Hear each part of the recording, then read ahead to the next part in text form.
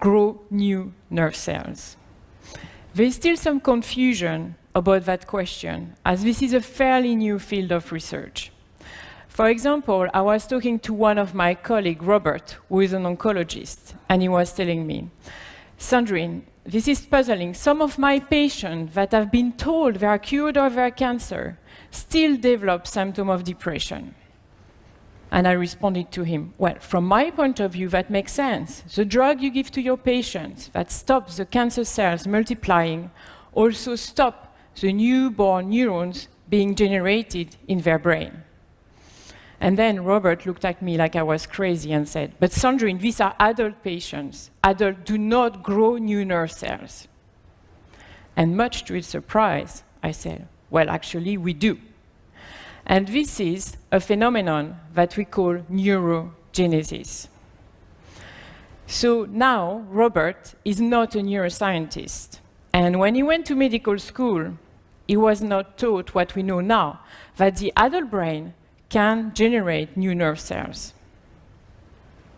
So Robert, being a good doctor he is, wanted to come to my lab to understand a little bit better the topic. And I took him for a tour of one of the most exciting parts of the brain when it comes to neurogenesis. And this is the hippocampus. So this is this gray structure in the center of the brain. And what we know since already very long is that this is important for learning and memory, and mood and emotion. However, what we have learned more recently is that this is one of the unique structures of the adult brain where new neurons can be generated. And if we slice through the hippocampus and zoom in, what you actually see here in blue is a newborn neuron in an adult mouse brain. So when it comes to human brain, my colleague Jonas Friesen from the Karolinska Institute has estimated that we produce 700 new neurons per day in the hippocampus. So you might think this is not much according to the billions of neurons we have, but by the time we will turn 50, we will have all exchanged the neuron we were born with in that structure with adult-born neurons. So why are these new neurons important, and what are their functions? So first, we know that they're important for learning and memory. And in the lab, we have shown that if we block the ability of the adult brain to produce new neurons in the hippocampus, then we block certain memory abilities.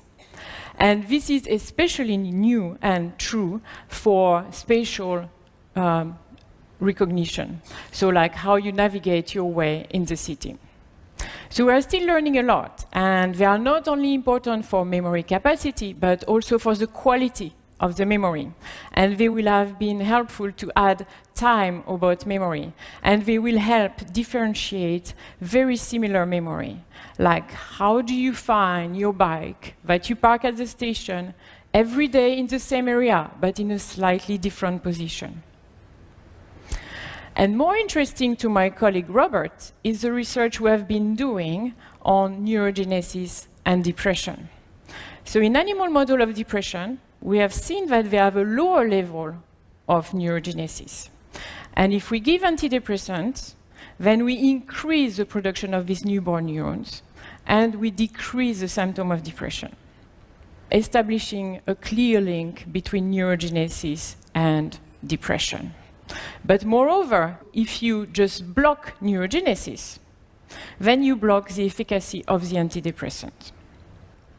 So by then, Robert had understood that very likely his patients were suffering of depression even after being cured of their cancer, because the cancer drug had stopped the newborn neuron to be generated.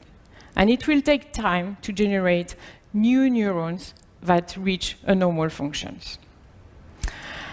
So collectively, now we think we have enough evidence to say that neurogenesis is a target of choice if we want to improve memory formation or mood, or even prevent their decline associated with aging or associated with stress.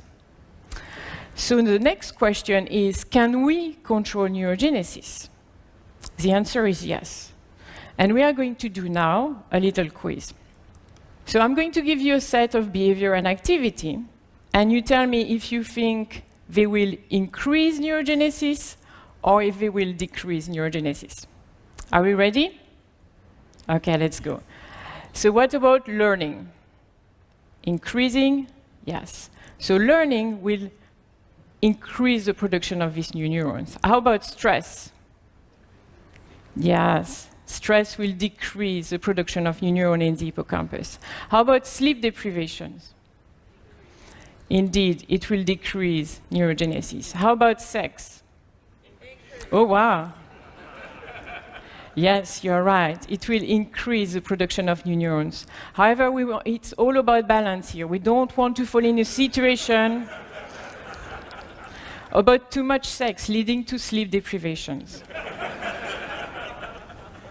So how about getting older? So neurogenesis rate will decrease as we get older, but this is still occurring. And then finally, how about running? So I will let you judge that one by yourself. So this is one of the first studies that was carried out by one of my mentors, Rusty Gage from the Salk Institute, showing that the environment can have an impact on the production of new neurons. And here you see a section of the hippocampus of a mouse that had no running wheel in its cage. And the little black dot you see are actually newborn neurons to be. And now you see a section of the hippocampus of a mouse that had a running wheel in its cage. So you see the massive increase of the black dots representing the new neurons to be. So activity impact on neurogenesis, but that's not all. What you eat will have an effect on the production of new neurons in the hippocampus. So here we have a sample of diet, a nutrient that have been shown to have efficacy. And I'm just going to point a few out to you. So calorie restriction of 20 to 30% will increase neurogenesis. Intermittent fasting, so spacing the time between your meal, will increase neurogenesis. Intake of flavonoid, which is contained in dark chocolate or blueberry, will increase neurogenesis.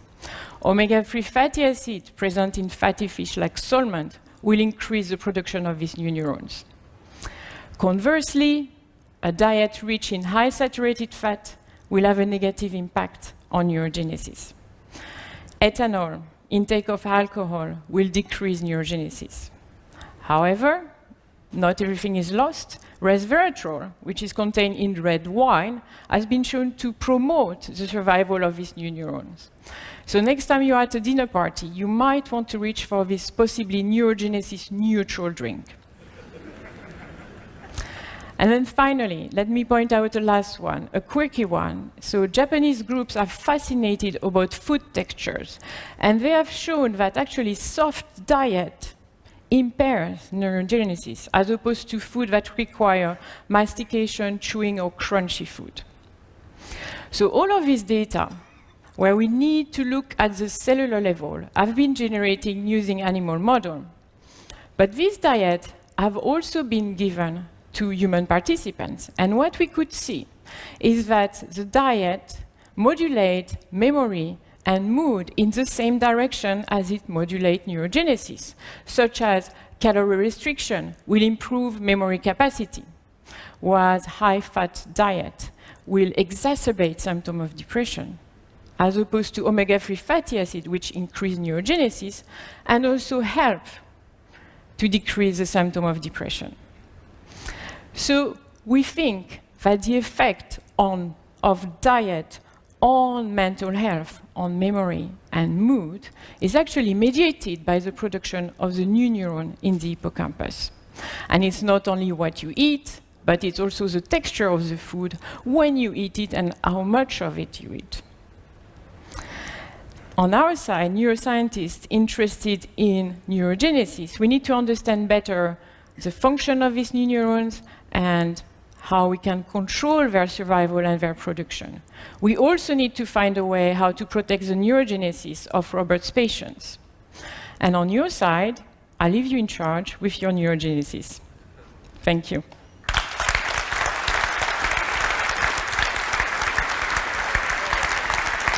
Fantastic research, Sandrine. Now, Oh I told you you changed my life. I now eat a lot of blueberries. Very good. Right. I'm really interested in the running thing, okay? Good, good. Do I have to run, right? Or is it really just about aerobic exercise getting oxygen to the brain? Could it be any kind of vigorous exercise? So for the moment, we can't really say if it's just the running itself, but we think that anything that indeed will increase the production or moving the blood flow to the brain, should be beneficial. Right, so I don't have to get a running wheel in my office. No, you don't. Oh, what a relief. Okay, that's wonderful. Sandrine Thuret, thank you so much. Thank you, Margaret. Thank you.